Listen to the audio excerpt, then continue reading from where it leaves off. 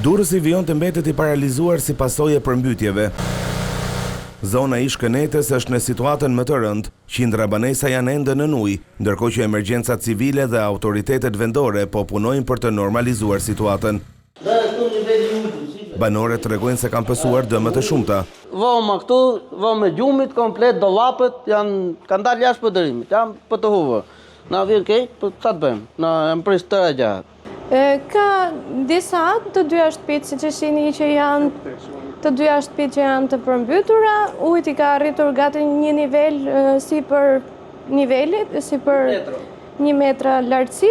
Po ne kemi shumë dëmë, që nga frigoriferi, lavatriç, që të tëra ambjentet e shtëpisë janë për turp, ujit ka hyrë gjysmë metro. Është e pamundre sa që bjeshin e këtu.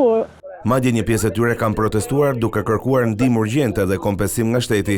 Kërkojmë një ndihmë më të mirë edhe më të saktë për popullsinë tonë. Çfarë halli keni ju sot? Halli jonë, unë jam banori i kësaj objekti këtu afër, jam i përmbytur zero fare. Gjithë ky popull në ujë është gjynaf prej Zotit. Sa ujë keni në shtëpinë tënde? 30 candil kam.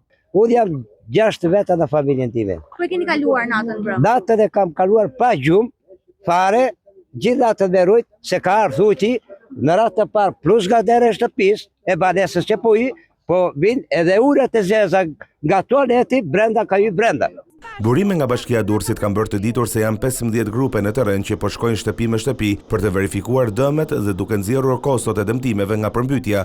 Të njëjtat burime thanë se në fund të muajit të kaluar Këshilli Bashkiak miratoi dhe fondin për familjet e dëmtuara nga përmbytja që ndodhi një vit më parë në të njëjtën zonë. Nga të dhënat e shtabit të emergjencës, mbi 800 banesa janë me prani uji, ndërsa rreth 50 familje u evakuan drejt 2 kavaleshencave.